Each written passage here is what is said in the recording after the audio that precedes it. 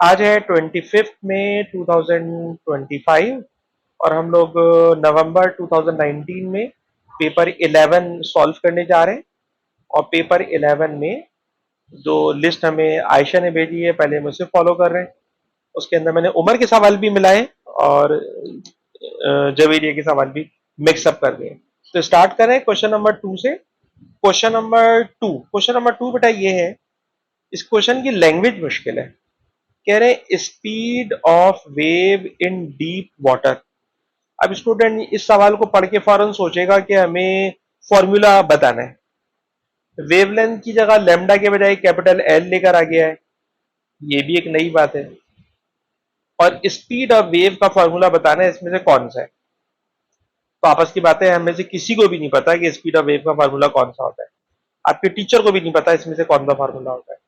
ठीक है, तो क्या करें भाई, करते ये हैं कि अगर कोई फॉर्मूला सही होगा तो उसमें लेफ्ट हैंड साइड और राइट हैंड साइड पे जितनी क्वांटिटीज हैं, फिजिकल क्वांटिटीज हैं, उनकी यूनिट्स बराबर होंगी। तो अब आप नोट करो, लेफ्ट साइड के ऊपर सब में वेलोसिटी लिखी हुई है। तो हम सबको पता है वेलोसिटी की जो यूनिट होती है, base unit, it is metre per second.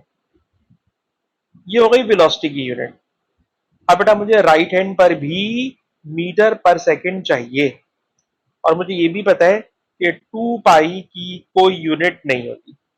2 pi 4 pi square इसकी कोई यूनिट नहीं होती, तो इसको बेटा मैं इग्नोर कर दूंगा। अच्छा, अब मुझे चाहिए मीटर पर सेकेंड। तो ऑब्वियसली मैं ऑप्शन ए से स्टार्ट करूंगा। ऑप्शन ए में मैंने इसे छोड़ दिया है क्योंकि इसकी यूनिट नहीं होती। तो बाकी बचा अंडर रूट जी, अंडर रूट के अंदर एल। अब बेटा जहां जी लिखा हुआ है, जी होता है एक्सेलरेशन ड्यू टू ग्रेविटी। इसकी यूनिट होती है मीटर पर सेकेंड स्क्वायर। बराबर में लिखा हुआ है एल, एल है वेवलेंथ, वेवलेंथ की यूनिट होती है मीटर। तो बेटा metre into metre it becomes metre square, और पहले से लिखा हुआ है सेकेंड माइनस 2। अंडर रूट भी है, अंडर रूट से जब मीटर स्क्वायर निकालोगे तो खाली मीटर बचेगा, और सेकंड की पावर -2 को निकालोगे तो सेकंड -1 बचेगा। और जनाब मुझे यही तो चाहिए। वेलोसिटी मीटर पर सेकंड में है, तो राइट हैंड साइड भी मीटर पर सेकंड होना चाहिए, और ये मीटर पर सेकंड अंडर रूट की वजह से है। 2 पाई की मैंने आपको बताया कोई यूनिट नहीं होती, तो ऑप्शन ए इसका आंसर है। और इस सवाल में जो एग्जामिनर ने हमें घुमाया वो ये कि उसने बोला फॉर्मूला बताएं, और फॉर्मूला किसी को भी याद नहीं होता। भाई जब फॉर्मूला याद ना हो और फॉर्मूले दिए हुए हो, तो लेफ्ट हैंड साइड और राइट हैंड साइड के formulas should be same, sorry units should be same. और अगर ऐसा यूनिट सेम हो गई तो बस वही इसका फॉर्मूला हो गया। क्वेश्चन नंबर 2 के बाद क्वेश्चन नंबर 10 पूछा गया है। मैंने बहुत सारे स्टूडेंट्स के क्वेश्चंस को आपस में मिला के लिस्ट बनाई हुई है। ठीक है जी, now it is question number 10। Question number 10 क्या है सर? क्वेश्चन नंबर 10 ये है कि two gliders are travelling towards each other on a horizontal air track. Air track का मतलब फ्रिक्शन नहीं है। ग्लाइडर पी का मास 0.3 kg है, स्पीड 1.2 है। ग्लाइडर क्यू का मास 0.6 है, स्पीड दी हुई है। परफेक्ट इलास्टिक कोलिजन हो रहा है। आपसे पूछ रहे हैं what are the speeds of the two gliders after the collision. After the collision बताइए स्पीड क्या होगी। आफ्टर द कोलिजन बताइए स्पीड क्या होगी। तो देखिए, जब क्वेश्चन में एक टर्म आ जाए ना, elastic collision, perfectly elastic collision, तो परफेक्टली इलास्टिक कोलिजन में हम लोग जा सकते हैं relative speed of approach equal to relative speed of separation. ठीक है जनाब, दोनों के करीब आने की स्पीड इज इक्वल टू दोनों के दूर जाने की स्पीड, या ये कह लें relative speed before collision equals to relative speed after collision. ठीक है जनाब। अच्छा, रिलेटिव स्पीड का क्या मेथड होता है, क्या मैकेनिज्म होता है? तो जनाब मेथड ये होता है सर, मेथड ये होता है कि जब कभी दोनों की डायरेक्शन अपोजिट होगी, तो सर दोनों की वेलोसिटीज को हम आपस में ऐड कर लेते हैं। अगर अपोजिट डायरेक्शन में आ रही हैं, अपोजिट डायरेक्शन में आ रही हैं, तो दोनों की वेलोसिटीज को ऐड कर लेते हैं। ठीक है ना, आप दोनों की वेलोसिटीज को ऐड कर लेते हैं अपोजिट डायरेक्शन में रिलेटिव स्पीड में। तो 1.2 प्लस 1.8, और 1.2 प्लस 1.8 करोगे तो ये बन जाएगा 3.0। तो ये तो रिलेटिव स्पीड हो गई बिफोर कोलिजन। अब मुझे चाहिए रिलेटिव स्पीड आफ्टर कोलिजन। अब आफ्टर कोलिजन में जो इन्होंने वेलोसिटीज दी हुई है, उन दोनों को प्लस करके भी देखो और माइनस करके भी देखो, क्योंकि हमें नहीं पता कि आफ्टर कोलिजन दोनों अप्रोच करेंगे या एक दूसरे से दूर भागेंगे, मुझे नहीं पता। तो दोनों को प्लस करके देखो, दोनों को माइनस करके देखो। अच्छा जी, चलिए शुरू कर लेते हैं। तो 1.2 0.6 फेल, प्लस करने में भी 3 नहीं आएगा, माइनस करने पे भी नहीं आएगा। बी 2 और 1.4 दोनों को प्लस कर लो तो भी 3 नहीं आएगा, माइनस कर लो तब भी नहीं आएगा। ए और बी तो आउट होगा, लेकिन अफसोस की बात यह है कि सी और डी आपको तंग कर देंगे, क्योंकि सी में प्लस करके 2.8 प्लस 0.2 प्लस करके 3 आ जाएगा। ठीक है, और डी में 3.6 और 0.6 माइनस करके 3 आ जाएगा। तो ये प्लस करके आ जाएगा, ये माइनस करके आ जाएगा। तो मैंने तो आपको ये सिखाया, प्लस करके भी आंसर आ सकता है, माइनस करके भी आंसर आ सकता है।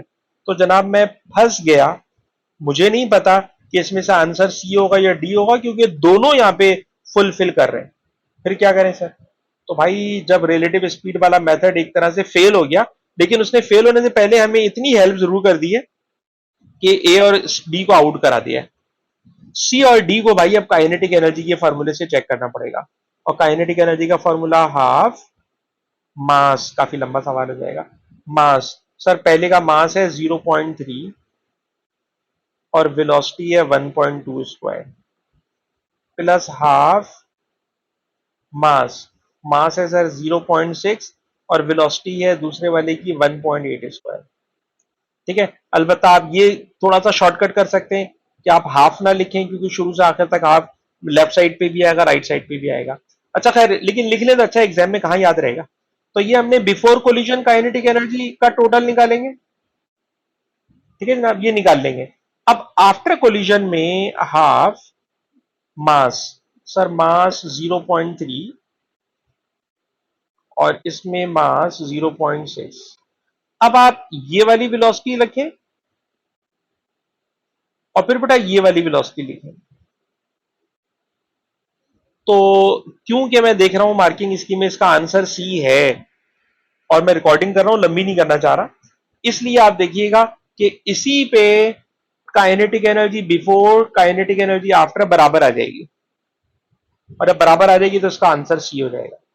फिर डी को चेक करने की जरूरत नहीं है, डी को चेक करने की फिर जरूरत नहीं है।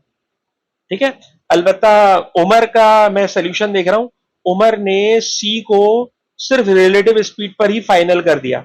उमर बेटा अगर आप डी पे जाओगे तो डी भी रिलेटिव स्पीड में पास हो जाएगा। ठीक है उमर, तो आपकी कैलकुलेशन को मैं पूरा नहीं मान रहा सही। इस सवाल को सॉल्व करने के लिए काइनेटिक एनर्जी पर भी जाना पड़ेगा, काइनेटिक एनर्जी पे जाए बगैर सी अंधी लग गई है कि आंसर शुरू में ही आ गया, वरना सी और डी दोनों सेटिस्फाई कर रहे हैं और सही इसमें सी है, और सी का आंसर काइनेटिक एनर्जी से क्रॉस चेक होगा। उमर आपको बेटा मेरी बात समझ में आई उमर? ठीक है जी, क्योंकि मैंने आपका सोल्यूशन खोला हुआ है इसलिए मैंने आपके लिए ये वाली बात समझाई है। अच्छा जी, उसके बाद क्वेश्चन नंबर 13 आपने पूछा है, तो क्वेश्चन नंबर 13 पे जा रहा हूं। क्वेश्चन नंबर 13 वाकई मुश्किल सवाल है।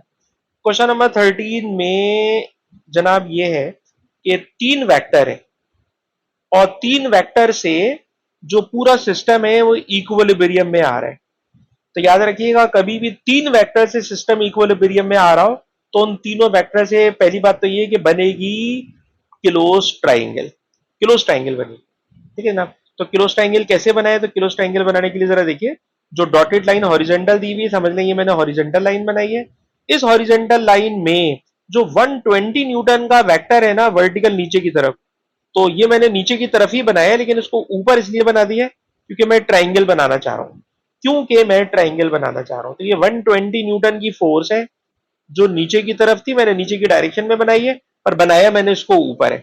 अच्छा जी, उसके बाद जो T1 है बेटा, T1 वो ये रहा T1। ठीक है ना, वो ये रहा T1, और ये वाला जो T1 है, इस T1 को मैं थोड़ा सा छोटा बनाना चाह रहा हूं। ये T1 है और T1 मैंने कैलकुलेट करना है। T1 मैंने कैलकुलेट करना है, जो यहां से 70 डिग्री का एंगल बना रहा है, तो ऑब्वियसली वर्टिकल के साथ 20 डिग्री का एंगल बनेगा। अच्छा बेटा, आप जरा गौर करना, ये वाला जो वेक्टर है, इस वेक्टर का एंगल दिया हुआ है 20, ना इसका नाम दिया हुआ है, ना इसको पूछा गया है, लेकिन भाई ये वाला वेक्टर भी इस ट्राइंगल को क्लोज करवा रहा है। ठीक है जनाब। अगर मैं इसकी फोर्स को T2 बोल दूं, तो ये T2 है, लेकिन क्वेश्चन में इसको कुछ नाम नहीं दिया हुआ, तो मुझे भी कोई नाम नहीं देना चाहिए। तो बेटा पहली बात तो जरा समझ ले कि मैंने ये वेक्टर बिल्कुल उसी ओरिएंटेशन में बनाया है, ये नीचे की तरफ बनाया है, इसको राइट हैंड की तरफ बनाया है। अगर कोई सिस्टम इक्विलिब्रियम में है, तो ये क्लोज ट्राइंगल बना रहा है। अब इस क्लोज ट्राइंगल में आपने T1 कैलकुलेट करना है। सर T1 कैसे कैलकुलेट करूं? तो T1 कैलकुलेट करने के लिए क्वेश्चन में गिवन है कि T1 और T2 के बिटवीन एंगल 90 है। तो T1 और T2 के बिटवीन में एंगल 90 है। अगर ये एंगल 90 है, तो 90 डिग्री के सामने वाली साइड हाइपोटेनियस हो गई, 20 डिग्री के सामने वाली साइड अपोजिट हो गई, और अपोजिट साइड ना दी हुई है ना पूछ रहा है। अपोजिट साइड ना दी हुई है ना पूछ रहा है, तो साइन थीटा लगाना बेवकूफी हो जाएगी। कॉस थीटा लगा लें। तो कॉस थीटा होगा adjacent side, that is T1, divided by hypotenuse. बेटा हाइपोटेनियस 120 न्यूटन की फोर्स है, हाइपोटेनियस 120 न्यूटन की फोर्स है। ये 120 डिवाइड है, 120 बेटा वहां जाके मल्टीप्लाई होगा, और जब मल्टीप्लाई करके सॉल्व करोगे, तो T1 का रिजल्ट इसमें से आ जाएगा। T1 का रिजल्ट इसमें से आ जाएगा, और T1 का रिजल्ट आ रहा है C113। T1 का रिजल्ट आ रहा है C113। तो बेटा इसके अंदर आपको बनानी है क्लोज ट्राइंगल, और उमर ने क्लोज ट्राइंगल काफी मुश्किल तरीके से बनाई है, तो मुझे समझ में भी नहीं आ रही, लेकिन चले जिस तरह से बनाइए, आपका आंसर अगर सही है इट्स ओके। लेकिन उमर, जिस तरह मैंने बनाई है, आपको मेरी बात समझ में आ गई उमर? ठीक है जी। अच्छा जी, क्वेश्चन नंबर 13 के बाद क्वेश्चन नंबर 16। 13 के बाद क्वेश्चन नंबर 16। ये क्वेश्चन नंबर 16 किसी बच्चे ने पूछा है। क्वेश्चन नंबर 16 में खास बात यह है कि क्वेश्चन में लिखा हुआ है कि work is done on the gas. On the gas, जब कभी ऑन द गैस होता है ना, तो इसका मतलब होता है गैस को कंप्रेस किया जा रहा है। जब कभी गैस को कंप्रेस करते हैं, तो गैस का वॉल्यूम डिक्रीज हो रहा होता है। तो वॉल्यूम को देखिए, ये वॉल्यूम डिक्रीज है, ये वॉल्यूम इंक्रीज है, ये वॉल्यूम कांस्टेंट है, ये वॉल्यूम कांस्टेंट है। ठीक है जनाब। तो अगर लिखा हुआ है वर्क डन ऑन गैस, तो गैस ने सर कंप्रेस होना है, और कंप्रेस होने का मतलब वॉल्यूम कम होना है। एक बात हो गई। दूसरी बात हमें कैलकुलेट करना है वर्क। तो बेटा वर्क एनर्जी के चैप्टर में मैंने पढ़ाया है, वर्क होता है P delta V। P for pressure. तो इस लाइन पे जाके देखिए, प्रेशर की जो वैल्यू लिखी हुई है, वो वैल्यू लिखी हुई है जनाब 1, और एक्सपोनेंट है 5। ये हो गया 1 एक्सपोनेंट 5। और यहां से लेकर यहां तक कितना वॉल्यूम चेंज हुआ है? तो वॉल्यूम 5 से बेटा 2 पर आ गया है, 5 से 2 पर आ गया है। तो 5 माइनस 2 इट इज 3, और एक्सपोनेंट -4 है, एक्सपोनेंट -4 है। और इसको सॉल्व करोगे तो मुझे नजर आ रहा है कि आंसर 30 बन जाएगा। आंसर बन जाएगा 30। तो क्वेश्चन नंबर 16 के बाद नेक्स्ट क्वेश्चन पूछा गया है क्वेश्चन नंबर 23। नेक्स्ट क्वेश्चन है बेटा 23। ये रहा जनाब 23। 23 में कह रहे हैं कि जनाब ये जो Q है, Q डिटेक्टर है, और यहां से माइक्रोवेव जा रही है और टकरा के वापस आ रही है। और जब टकरा के वापस आ रही है, तो क्वेश्चन में लिखा हुआ है स्टेशनरी वेव बन रही है। स्टेशनरी वेव बन रही है लिखा हुआ है। और अब स्टेशनरी वेव बन रही है, तो स्टेशनरी वेव में जब आप डिटेक्टर को स्लोली मूव कराएंगे एस से लेके पी तक, तो एस से लेके पी तक जाने में जो डिटेक्टर क्यू है, वो एम्पलीट्यूड को एंटी नोड पर इंक्रीज डिटेक्ट करेगा, नोड पे डिक्रीज डिटेक्ट करेगा, और ये पैटर्न रेगुलरली चलेगा, रेगुलरली चलेगा। आपको पता है स्टैंडिंग वेव में ये मैं ऐसी उल्टी सीधी स्टैंडिंग वेव बना रहा हूं, लेकिन स्टैंडिंग वेव में इस जगह मिनी जीरो, यहां maximum, zero maximum, zero maximum, zero maximum. तो इंक्रीज डिक्रीज रेगुलरली इंक्रीज और डिक्रीज रीडिंग मिलेगी। तो आसान सा सवाल है। क्वेश्चन नंबर 26 ये क्वेश्चन नंबर 26 जब मैंने आपको रीड एंड राइट की बुक में कराया था, तो उसमें ना ये वाला सेंटेंस प्रिंट नहीं हुआ था, और इस सेंटेंस के प्रिंट ना होने की वजह से मैं इस सवाल में फंस गया था। मैंने बोला भाई, जब पता ही नहीं कि सवाल क्या पूछ रहा है। अब ये सवाल तो खैर पूरा है, सवाल में क्या लिखा है जरा सुने। कह रहे हैं ये वाली वेव 0.5 की स्पीड से भाग रही है, तो 3 सेकंड में ये कितना डिस्टेंस कवर करेगी। सर डिस्टेंस बराबर होता है velocity into time. Sir velocity है 0.5, टाइम है 3 सेकंड, तो सर ये डिस्टेंस कवर करेगी 1.5। ये डिस्टेंस कवर करेगी ये वाली वेव 1.5। तो जरा देखिएगा, ये बेटा मैंने ब्लू कलर से एक वेव बनाई है, और इस वेव को मैं यहां से उठा रहा हूं और इसको 1.5 आगे लेके जा रहा हूं, और इसका कोना देखिएगा 5.0 पे रखा हुआ है। ये हो गया जनाब 0.5, ये हो गया 1, और ये हो गया 1.5। तो मैंने वेव को 1.5 आगे बढ़ा दिया, इस वाली वेव को 1.5 आगे बढ़ा दिया। इसी तरह इसको भी नोट करो, तो ये भी 1.5 डिस्टेंस कवर करेगी। इसको बेटा मैंने रेड कलर से बना दिया, ठीक है ना, अब रेड कलर से बना दिया, और इसको भी मैं 1.5 आगे लेके जा रहा हूं। तो ये 7 है, ये हो गया 0.5, ये हो गया 1, और ये हो गया 1.5। सर अब आप इसको 1.5 आपने आगे डिस्प्लेस कर दिया, तो अब आप देखिएगा ब्लू वाली वेव और रेड वाली वेव दोनों ने एक दूसरे पे सुपरपोज किया है कंस्ट्रक्टिव इंटरफेरेंस।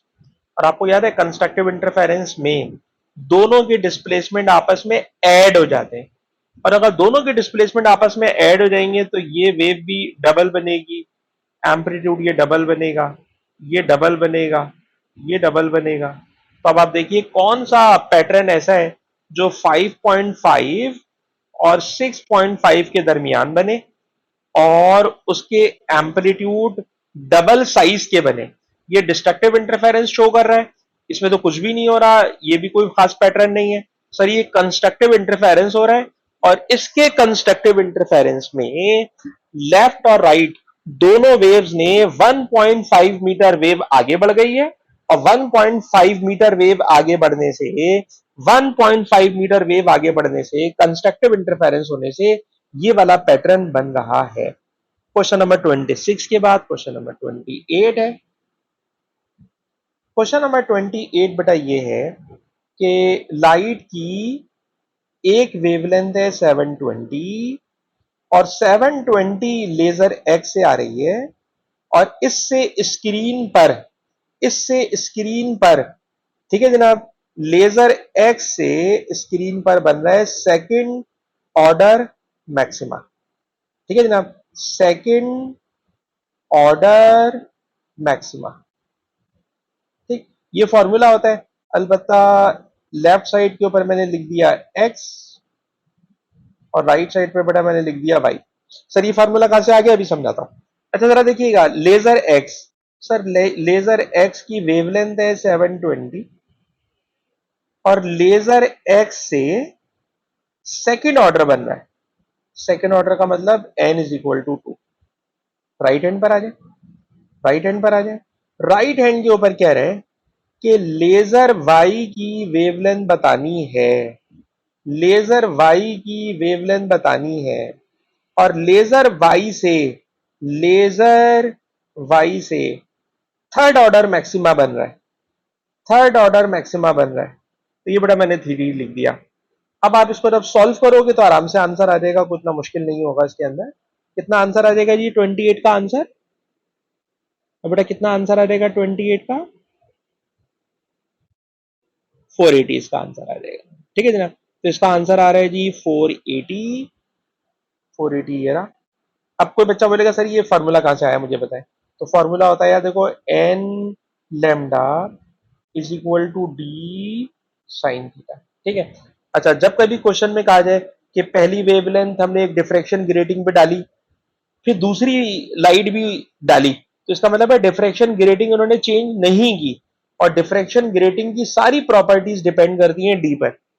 इसका मतलब है डिफ्रैक्शन ग्रेटिंग वही है, डिफ्रैक्शन ग्रेटिंग वही है। एक बात। दूसरी बात कह रहे हैं कि पहली लाइट से जहां सेकंड ऑर्डर बन रहा है, दूसरी लाइट से वहां थर्ड ऑर्डर बन रहा है, तो सेम पोजीशन पे बन रहा है।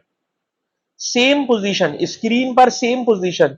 जब स्क्रीन पे सेम पोजीशन होती है तो साइन थीटा भी सेम रहता है, साइन थीटा भी सेम रहता है। ये बिल्कुल ऐसा ही है जैसे इसको ग्रेटिंग बोल दूं, तो पहली लाइट से यहां पे सेकंड ऑर्डर बन रहा है और दूसरी लाइट का यहां पे थर्ड ऑर्डर बन रहा है। ठीक है जनाब, ब्लू लाइट का भी सेकंड ऑर्डर, ग्रीन लाइट का, रेड लाइट का थर्ड ऑर्डर। तो जनाब दोनों के लिए सर थीटा की वैल्यू सेम होगी, और थीटा की वैल्यू सेम होगी तो साइन थीटा सेम हो गया। तो इट इज कांस्टेंट, और अगर ये कांस्टेंट है तो n lambda is equal to n lambda, पहला एन लेमडा एक्स के लिए, दूसरा एन लेमडा वाई के लिए।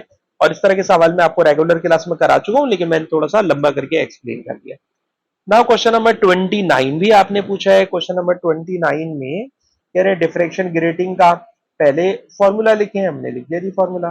फॉर्मूला होता है d sine theta is equal to n lambda. लिखा हुआ हाईएस्ट ऑर्डर, हाईएस्ट ऑर्डर ज्यादा से ज्यादा कितने ऑर्डर बन सकते हैं, तो आपको मैं पढ़ा चुका हूं लास्ट क्लास में भी। जब कभी बेटा बोले हाईएस्ट ऑर्डर, तो हाईएस्ट ऑर्डर में थीटा ले लेते हैं 90, तो साइन 90 होके तो खत्म हो गई कहानी। अब बचा d is equal to N.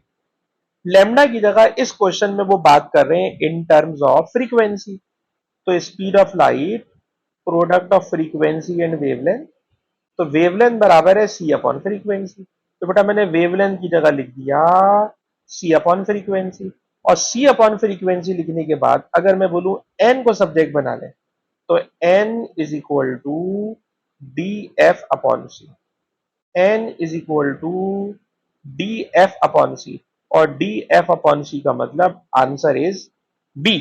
Answer is B. तो ये भी आसान सा सवाल था। नेक्स्ट क्वेश्चन है जी 31। नेक्स्ट क्वेश्चन है जी 31। 31 में जो क्वेश्चन है, पहले टॉपिक पकड़े, कौन सा टॉपिक है सर। इस टॉपिक के अंदर हमें लफ्ज नजर आ रहा है ड्रिफ्ट वेलोसिटी।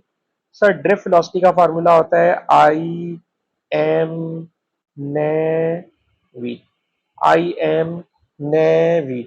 जहां लिखा हुआ है A for area, A for area. तो अगर अगर करंट यूं जा रहा है, नजर आ रहा है ना जी, करंट यूं जा रहा है, जब करंट यूं जा रहा होगा तो एरिया इस वाले फेस का लोगे, एरिया इस वाले फेस का लोगे।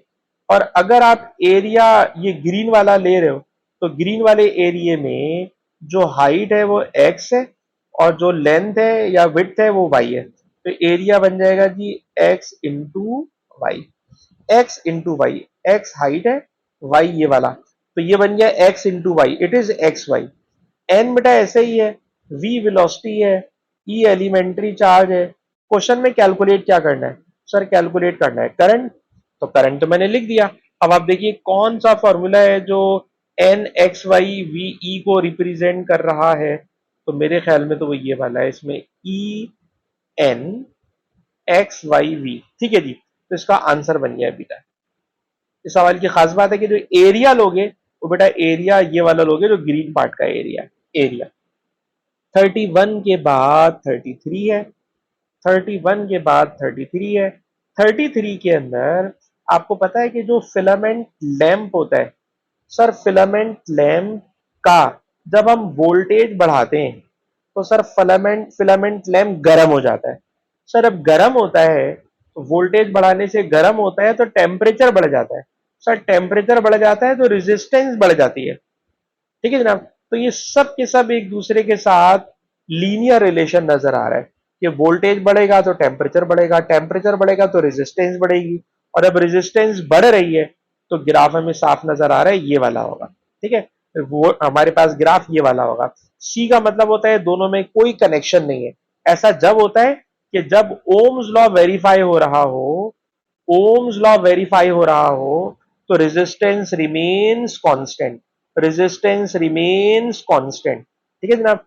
तो इसमें तो रेजिस्टेंस कांस्टेंट नहीं है, फिलामेंट लैंप गर्म होगा, वोल्टेज टेम्परेचर बढ़ेगा, रेजिस्टेंस बढ़ जाएगी।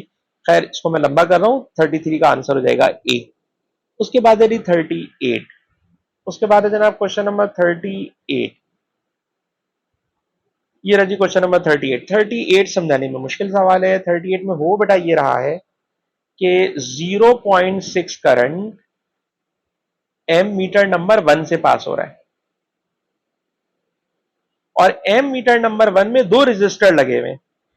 फॉर एग्जाम्पल और इसमें लिखा हुआ है सारे रेजिस्टर आइडेंटिकल हैं। तो फॉर एग्जाम्पल इसकी वैल्यू 1 है, इसकी वैल्यू 1 है, तो 1 प्लस 1 टोटल रेजिस्टेंस हो गई इस पार्ट की 2 ओम।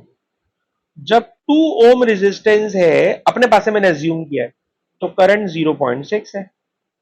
अच्छा, फिर सवाल ये है कि बताइए एम मीटर नंबर 3, जरा देखिएगा M metre number 3। Sir M metre number 3 में टोटल एक रेजिस्टेंस है, एक रेजिस्टेंस है, एक रेजिस्टेंस का मतलब इसकी वैल्यू 1 ओम है। अच्छा जी नोट कीजिएगा, इससे आधी रेजिस्टेंस है। सर अगर इससे रेजिस्टेंस आधी है ना, तो करंट डबल होगा, करंट डबल होगा। रेजिस्टेंस आधी तो करंट डबल। ठीक है जनाब, करंट डबल, करंट डिवाइड हुआ है पैरेलल में, करंट डिवाइड होता है पैरेलल में रेजिस्टेंस के रेशो में। अगर रेजिस्टेंस आधी हो गई है तो करंट डबल हो जाएगा। करंट 0.6 था तो 0.6 का डबल करंट होगा 1.2 एम्पियर। 0.6 एम्पियर का डबल करंट होगा 1.2 एम्पियर। करंट डबल कर दिया मैंने। अच्छा जी, उसके बाद एम मीटर नंबर 4 पर आ जाए। एम मीटर नंबर 4 पर आ जाए। एम मीटर नंबर 2 की भी मैंने बात नहीं की, एम मीटर नंबर 3 की बात की है। एम मीटर नंबर 4 पे आ जाए। सर एम मीटर नंबर 4 में 3 रेजिस्टर है, 1 2 3, 3 रेजिस्टर है। अगर 3 रेजिस्टर्स हैं तो इसके कंपैरेटिवली क्योंकि इससे कंपेयर करना आसान है, इसमें 1 ओम रेजिस्टेंस थी तो करंट था 1.2। इसमें सर 3 टाइम्स रेजिस्टेंस है। सर अगर रेजिस्टेंस 3 टाइम है ना, तो उसका करंट 3 टाइम कम हो जाएगा, इसका करंट 3 टाइम कम हो जाएगा। और सर करंट अगर 3 टाइम्स कम हो गया, अगर इसका करंट 3 टाइम कम हो गया तो इट विल बी 0.4 एम्पियर।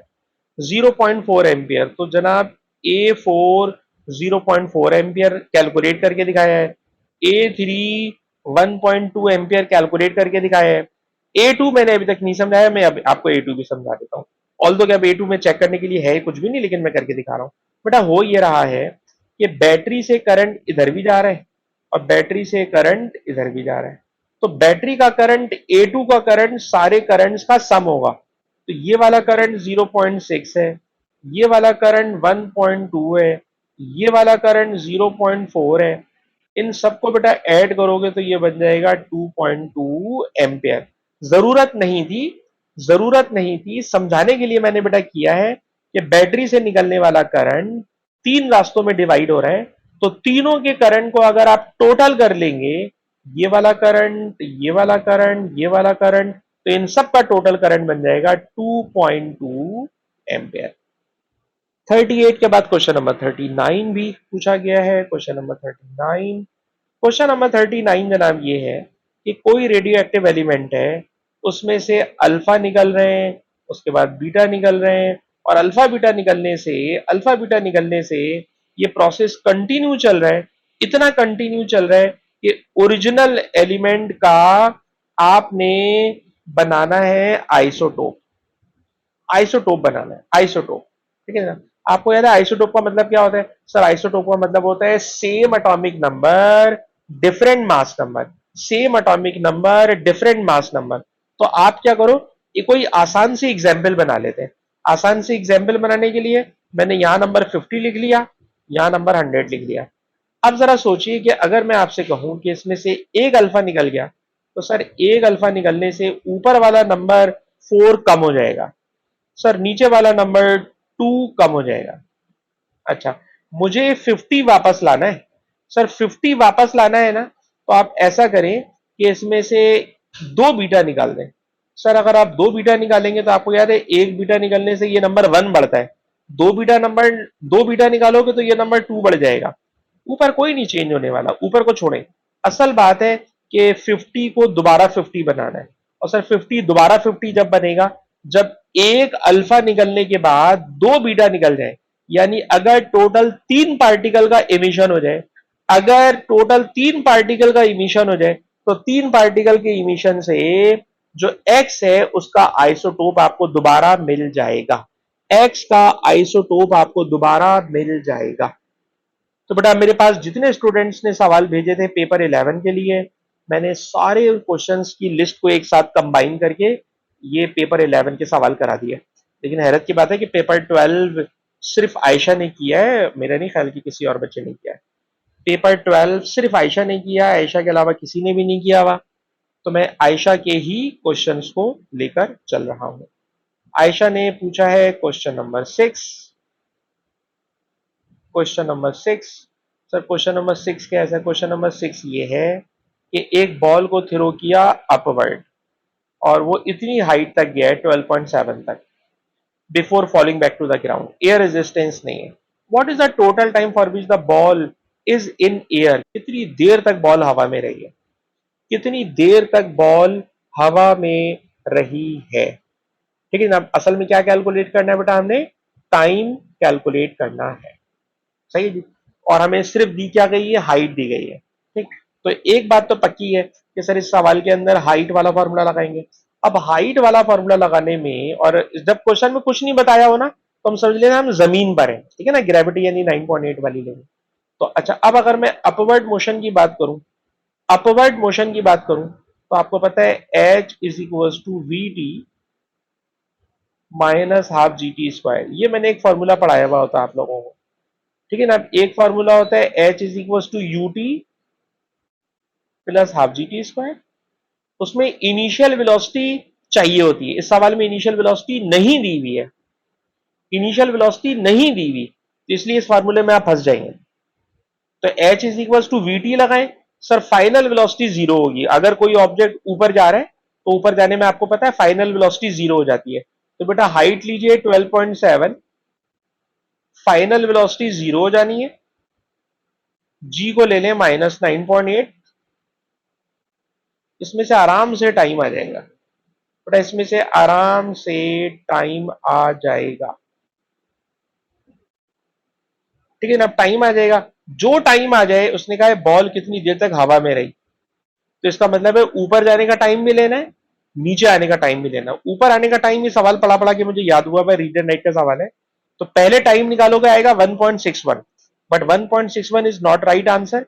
इसका राइट आंसर होगा 3.22, क्योंकि इसको 2 से मल्टीप्लाई करोगे तो ये आंसर आ जाएगा।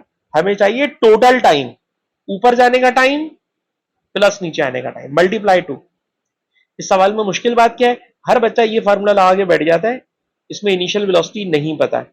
इस सवाल में भाई ये वाला फार्मूला लगाइएगा जो बहुत रेयरली यूज होता है, पर ये फार्मूला है काम का।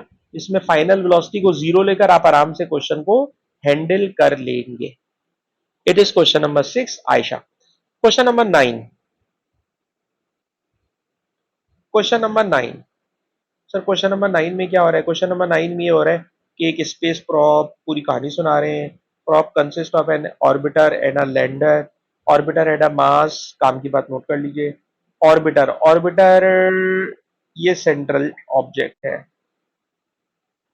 इसका मास 170 केजी है। लैंडर इस चीज को कह रहे हैं, इसका मास 100 केजी है। When the two part separated, ठीक है जनाब, ये आप समझ लें, ये वो वाला केस है जिस तरह हम लोग नहीं पढ़ाते कि कोई ऑब्जेक्ट एक्सप्लोड कर गया, टू पीसेज में टूट गया, बिल्कुल इसी तरह इसके अंदर भी हमें लग रहा है कि ये दोनों एक दूसरे से सेपरेट हो गए। Lander was pushed towards the surface of comet so that it changes velocity towards the comet at 3 metre per second. अच्छा जी, assume that orbiter and lander were an isolated system, the orbiter moved away, from the comet during the separation. जाहिर सी बात है ये नीचे गया है तो इसने ऊपर जाना है, टू कंजर्व मोमेंटम। अच्छा जनाब, to conserve momentum, what was the change in speed of the orbiter? Orbiter की स्पीड में कितना चेंज आ गया? स्पीड में चेंज आने का मतलब इसकी फाइनल स्पीड बताना है, आफ्टर स्पीड बताना है। तो आप इस वाली बात को यूं समझें कि momentum of orbiter is equal to momentum of lander. एक ऑब्जेक्ट ऊपर भाग रहा है, एक ऑब्जेक्ट नीचे भाग रहा है, दोनों के मोमेंटम बराबर होंगे, दोनों के मोमेंटम बराबर होंगे, ठीक है ना। अच्छा ऑर्बिटर, सर ऑर्बिटर का मोमेंटम, मोमेंटम है मास इनटू वेलोसिटी, वेलोसिटी निकालनी है। लैंडर का मास 100 केजी है, लैंडर की स्पीड 3 है। जरा बेटा इसको सॉल्व करके कोई बच्चा बेटा मुझे बताए क्या रिजल्ट है? बेटा कोई बच्चा मुझे सॉल्व करके बताए बेटा क्या रिजल्ट है? 1.8। अच्छा ये तो 1.8 यानी वेलोसिटी आएगी 1.8, यही इसके लिए चेंज इन स्पीड होगी। क्योंकि इनिशियली अगर आप पढ़े probe design investigate consist of orbiter mass lander when the two parts separated push towards change in velocity इतना, assume that isolated system और orbiter moved away from the comet during the separation. यानी इसे assume करना पड़ेगा कि जब दोनों एक दूसरे से सेपरेट हुए थे तो सेपरेट होने से पहले दोनों स्टेशनरी थे। अज्यूम करना पड़ेगा कि दोनों सेपरेट होने से पहले स्टेशनरी थे, और अगर दोनों स्टेशनरी थे तो हमने आफ्टर एक्सप्लोजन या आफ्टर सेपरेशन दोनों के मोमेंटम को इक्वेट कराना है और इक्वेट कराकर इसकी वेलोसिटी कैलकुलेट कर लेना है, ठीक है जनाब। तो क्वेश्चन नंबर 9 का आंसर शुड बी ए। अच्छा जी, क्वेश्चन नंबर 9 के बाद आयशा का है क्वेश्चन नंबर 15। क्वेश्चन नंबर 15, 15 ये रहा जी 15। तो इसके अंदर मुश्किल बात क्या लगी बेटा?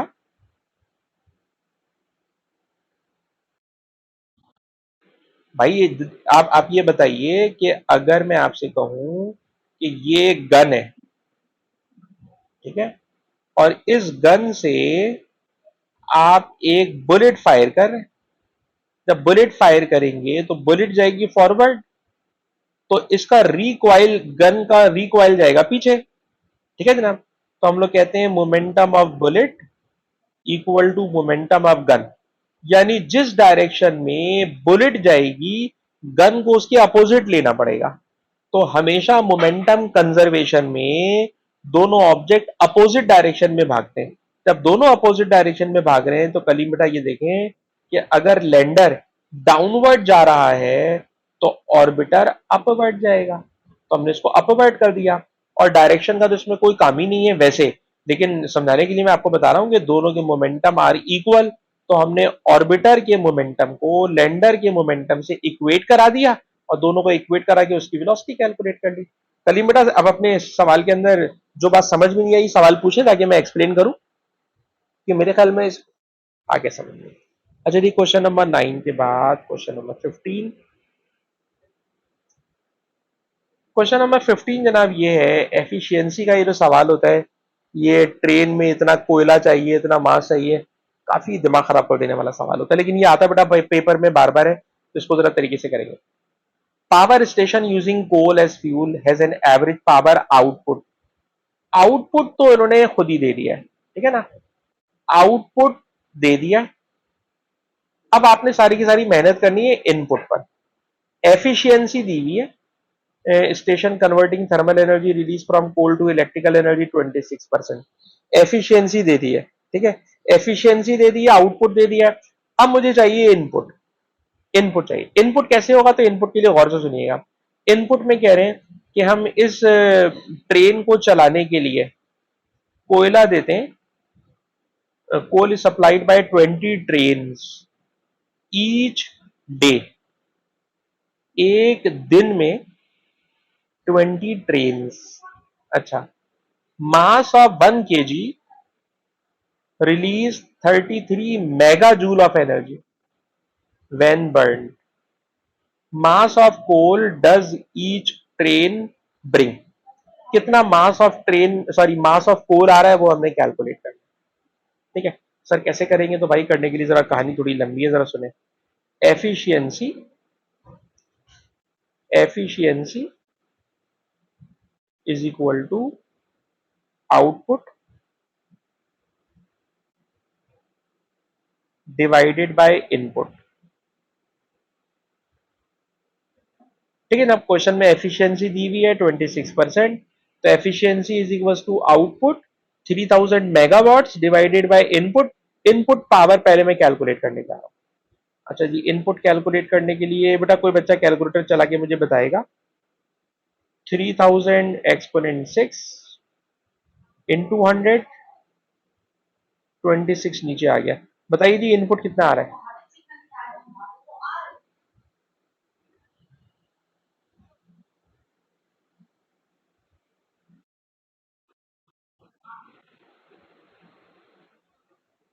एक्सपोनेंट कितना आ रहा है? 10 आ रहा है। ठीक है ना? और ये वॉट्स है। ठीक है ना? अब ये वॉट्स है, तो ये आ गई इनपुट पावर। ठीक है, इतनी इनपुट पावर देंगे। अब इस इनपुट पावर को एनर्जी में लेके जाओ। एनर्जी होती है sir power into time. Energy होती है पावर इनटू टाइम। टाइम दिया हुआ है ईच डे। ईच डे, तो डे में होते हैं 24 आवर्स। इन 24 आवर्स, और 24 आवर को 3600 से मल्टीप्लाई किया तो सेकंड में कन्वर्ट होगा। तो बताइएगा इनपुट एनर्जी कितनी हो जाएगी? काफी बड़ा नंबर आएगा।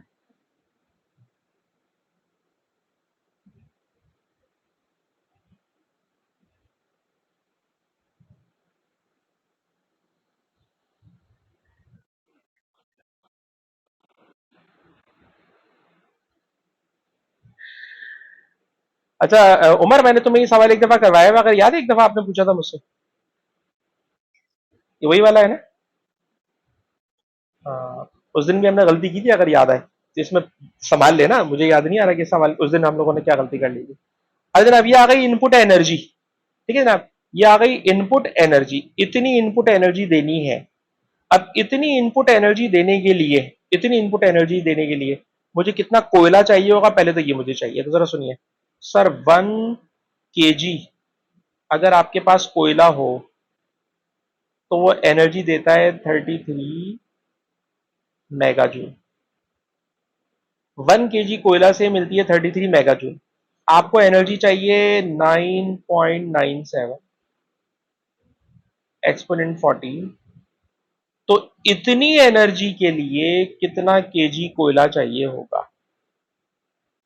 ठीक है जनाब, 1 kg से 33 मेगा जूल, तो 9.97 एक्सपोनेंट 14 जूल एनर्जी के लिए कितना केजी चाहिए? क्रॉस मल्टीप्लाई करके कोई बच्चा बेटा मुझे बताए क्या आंसर आ रहा है?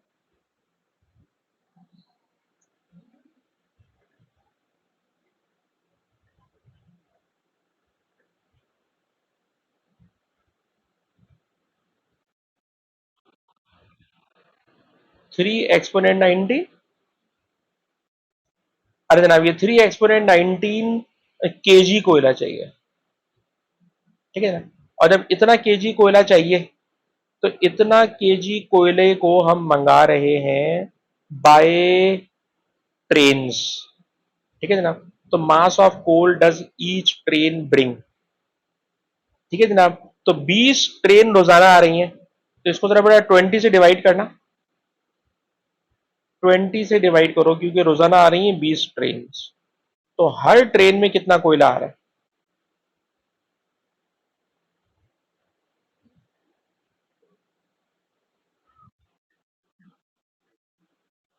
18। और इस तरह से इसके अंदर कोई पावर हमें कहीं नजर नहीं आ रही।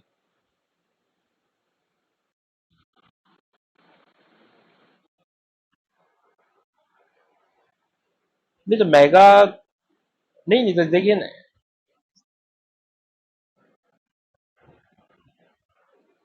अच्छा जी, ये 3 एक्सपोनेंट 7 है भाई।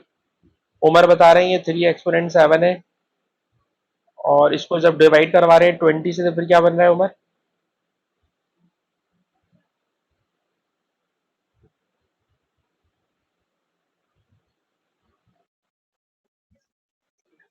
ये आंसर आ गया सी। ठीक है, आंसर आ गया सी। कलीम भाई आपने तो मरवा दिया था हमें यार।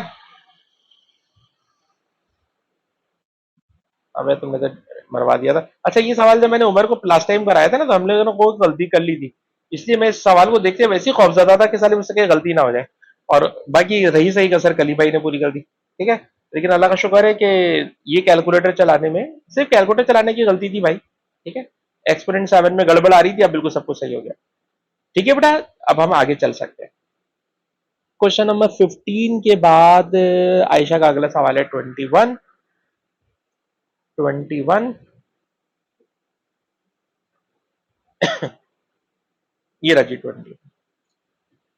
21 में two graph represent same wave. Graph one shows the variation with time displacement at a particular distance. अच्छा देखिए, काम की बात ये सवाल में कि एक्स एक्सिस पर अगर टाइम दिया हुआ हो तो उससे हमें टाइम पीरियड पता चलता है वेव का, और वेव का टाइम पीरियड है 0.5 सेकेंड। और अगर एक्स एक्सिस के ऊपर दिया हुआ हो डिस्टेंस, तो ये बताती है वेवलेंथ। तो सर वेव की वेवलेंथ है 60 सेंटीमीटर। ठीक है। अब तो क्वेश्चन में कोई खास बात नहीं है, v is equal to f lambda. बस टेक्निकल बात क्या है, टाइम दे रहा है तो ये टाइम पीरियड बता रहा है 0.5 बेटा, और अगर यहाँ डिस्टेंस दे रहा है तो ये वेवलेंथ बता रहा है। तो अब आपको पता है फ्रीक्वेंसी की जगह आप 1/टाइम मारोगे तो स्पीड आराम से आ जाएगी, जो मैं नहीं करा रहा। 21 के बाद 25, 21 के बाद 25, 25 क्वेश्चन के अंदर ये कह रहे हैं कि एक इलेक्ट्रोमैग्नेटिक वेव है, ठीक है जनाब। उस इलेक्ट्रोमैग्नेटिक वेव का जो ट्रांसमीटर है वो 45 सेंटीमीटर दूर रखा हुआ है किसी रिफ्लेक्टिव सरफेस से। Emitted wave has frequency 1 giga hertz. तो बेटा ये देखो, speed of wave is the product of frequency and wavelength. बेटा कोई बच्चा कैलकुलेटर चलाए। स्पीड 3 एक्सपोनेंट 8 है, फ्रीक्वेंसी बेटा 1 गीगा। गीगा का मतलब होता है एक्सपोनेंट 9। पहले जरा मुझे कोई वेवलेंथ बता दे, इसकी वेवलेंथ कितनी बन रही है। वेवलेंथ बेटा कितनी बन रही है? 0.3, एंड 0.3 इज इन मीटर। मैं इसको सेंटीमीटर में करना चाह रहा हूं क्योंकि सवाल मुझे वैल्यू सेंटीमीटर में नजर आ रही है। तो बेटा मैंने लिख दिया इसकी वेवलेंथ है 30 सेंटीमीटर। 30 सेंटीमीटर है, ठीक है जी। और अगर 30 सेंटीमीटर है तो अगर मैं आपसे कहूं कि इस पूरे रास्ते को ना मैं 3 सेगमेंट में डिवाइड कर रहा हूं, 3 सेगमेंट में डिवाइड कर रहा हूं, ये समझाने के लिए बोल रहा हूं, ये 0 है, ये 15 है, ये 30 है, ये 45 है। तो जो वेव बनेगी ना, वो वेव 30 सेंटीमीटर की वेवलेंथ, 30 सेंटीमीटर की वेवलेंथ, और ये मैंने आधी वेव बना दी। ये बेटा मैंने आधी वेव बना दी, ठीक है ना। अब ये मैंने आधी वेव बना दी। ये वेव जाएगी, टकराएगी, जब टकराकर वापस आएगी तो टकराकर वापस आने पर हमें शक्ल यूं नजर आएगी। और जब हमें यूं शक्ल नजर आएगी तो क्वेश्चन है, बताइए इन दोनों के बिटवीन में कितने एंटी नोड बन रहे हैं, कितने एंटी नोड बन रहे हैं। और क्वेश्चन में ये बात भी लिखी हुई है कि ट्रांसमीटर पर भी नोड है और सरफेस पर भी नोड है। जी हाँ, हमने ट्रांसमीटर पे भी नोड बनाया है और रिफ्लेक्टर पे भी नोड बनाया है। ये भी नोड है, ये भी नोड है। तो how many anti nodes? Sir anti node 1, 2, 3। तो there are 3 anti nodes. There are 3 anti nodes. Node पूछता तो 4 नोड है और एंटी नोड 3 है। तो ये क्वेश्चन ड्राइंग से होगा, विदाउट ड्राइंग ये क्वेश्चन पॉसिबल नहीं है। असल में इस क्वेश्चन में ड्राइंग होगी। 25 के बाद अगला सवाल है 34। 34, ये रहा जी 34। इस 34 क्वेश्चन में अगर हम आपसे कहें कि पहले इसके ऊपर लगाएं किरशॉफ सेकंड लॉ। किरशॉफ का सेकंड लॉ ये कहता है कि एक ही लूप है, इस लूप में देखिए माइनस से प्लस कनेक्टेड है, तो इसका मतलब है दोनों सेल सीधे लगे हुए, और जब दोनों सेल सीधे लगे हुए हों तो दोनों की ईएमएफ आपस में सिंपली ऐड हो जाती है। दोनों की ईएमएफ आपस में सिंपली ऐड हो जाती है। E1 plus E2, EMF add हो गई, इज इक्वल टू, अगर इस सर्किट का करंट आई हो, अगर इस सर्किट का करंट आई हो तो आई आई R1 होगा प्लस R2 होगा प्लस कैपिटल R होगा। सबका करंट एक ही होगा भाई, सबका करंट एक ही होगा, क्योंकि करंट इसमें कोई डिवाइड तो हो नहीं रहा सर, सबका करंट एक ही होगा। ठीक है, तो ये तो हमने एक नॉर्मल इक्वेशन लिख दी। अब इस सवाल का जो खास सेंटेंस है वो ये कि सेल नंबर 1 का टर्मिनल पीडी 0 है। क्या हो गया? अच्छा, सेल नंबर 1 का टर्मिनल पीडी 0 है, सेल नंबर 1 का टर्मिनल पीडी 0 है, तो E1 is equal to V plus IR1, E1 is equal to V plus IR1। ठीक है जनाब। अच्छा जी, खुद कह रहे टर्मिनल पीडी 0 है, it means this V is 0, और अगर ये V 0 हो गया तो इक्वेशन ये बन गई। इस इक्वेशन में बेटा I को सब्जेक्ट बना लो, तो I सब्जेक्ट बन गया E1/R1। पहले कॉपी करें इसको बेटा, इसको लिखे बगैर समझ में नहीं आएगा बेटा, लिखना है इसको। सेल नंबर 1 का टर्मिनल पीडी 0 है, V को बेटा मैंने 0 कर दिया, तो I is equal to E1/R1। और अभी इसी I को मैं क्या करने जा रहा हूं, तो जरा देखिएगा, E1 ऐसे ही है बेटा, E2 ऐसे ही है। अगर मैं आपसे कहूं कि इन सब में से ना I कॉमन लेके रख लो तो ज्यादा बेहतर होगा, और इस I की जगह I की बेटा ये वाली वैल्यू पुट कर रहा हूं, I की जगह I की वैल्यू पुट कर रहा हूं। I की वैल्यू है E1/R1,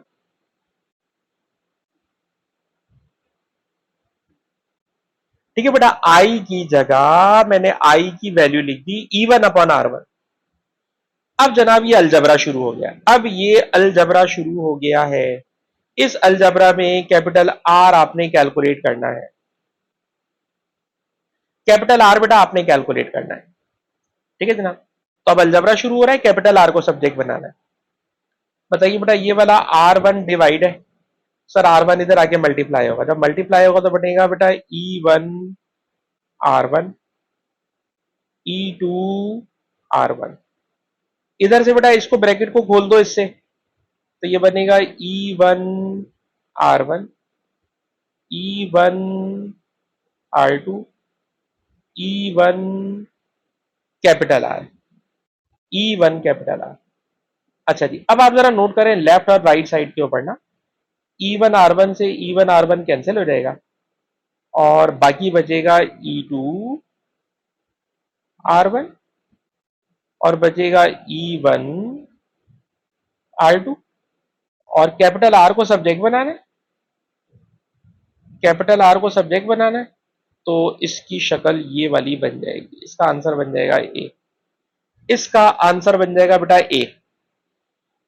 लिख कर ये सवाल होगा, लिखे बगैर ये सवाल समझ में नहीं आएगा भाई, इस सवाल को लिख कर कीजिएगा, इस क्वेश्चन को लिख कर कीजिएगा, विदाउट राइटिंग आप इसे नहीं पकड़ पाएंगे, विदाउट राइटिंग लिखे बगैर नहीं पकड़ सकते सवाल। उसके बाद बेटा आयशा का आखिरी सवाल है, क्वेश्चन नंबर 37, क्वेश्चन नंबर 37, ये रहा जी क्वेश्चन नंबर 37। क्वेश्चन नंबर 37 में क्या हो रहा है सर? क्वेश्चन नंबर 37 में आपको एक बात हमने उस दिन पढ़ाई भी है कि जब कभी आपसे कहे कि इसमें जो गैल्वेनोमीटर लगा हुआ है, इस गैल्वेनोमीटर की रीडिंग 0 है,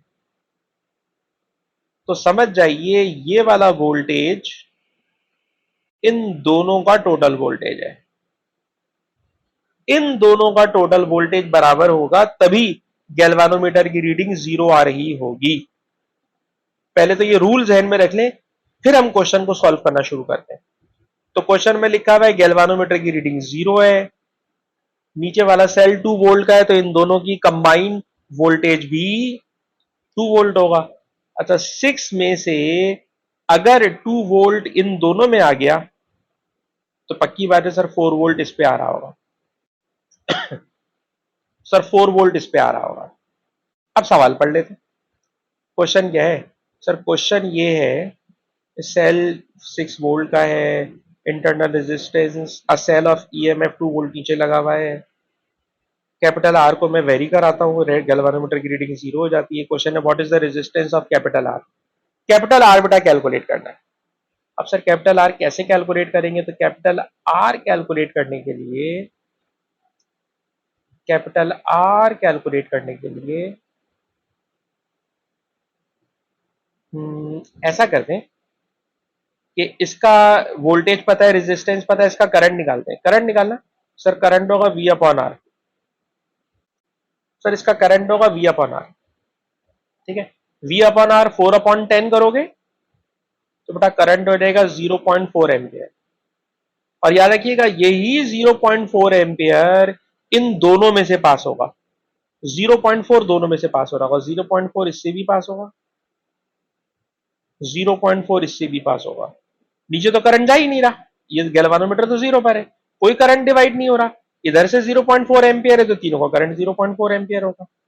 अच्छा फिर ऐसा करो, इसका वोल्टेज निकालो, टोटल वोल्टेज 2 वोल्ट है इन दोनों का मिला के, इसका वोल्टेज निकालो। V is equal to I R, V is equal to I R. Voltage निकालना चाह रहा हूं, करंट 0.4 आ चुका है, रेजिस्टेंस 2 ओम है, तो 4 टू जा 8। सर 0.8 वोल्ट इधर आ गया। ओ भाई अगर 0.8 वोल्ट इसमें आ गया ना, टोटल 2 वोल्ट था, 2 में से 0.8 इधर आ गया तो सर इधर आ गया 1.2 वोल्ट। 0.8 इधर चला गया तो इधर आ गया 1.2 वोल्ट। और जब 1.2 आ गया, 1.2 आ गया वोल्टेज, तो V is equal to I R. Voltage sir 1.2 है, करंट चारों का जीरो, तीनों का 0.4 है। आर कैलकुलेट करना है, आर हो जाएगा 1.4 अपॉन 0.4, पॉइंट से पॉइंट कैंसिल, तो ये रिजल्ट आ जाएगा 3 ओम। ये रिजल्ट आ जाएगा 3 ओम। 1.2 डिवाइडेड बाय 4 रिजल्ट आ गया 3 ओम। तो कैपिटल आर की वैल्यू होगी 3 ओम। और बेटा मेरे घर में गाय आ गई है, हमारे साहबजादे और भाई जो है मार्केट गए हुए थे, तो एक गाय लेकर आ गए बेटा, हम दरवाजे पे अपनी गाय देखने जा रहे हैं और रिकॉर्डिंग यहाँ पे बंद कर रहे हैं।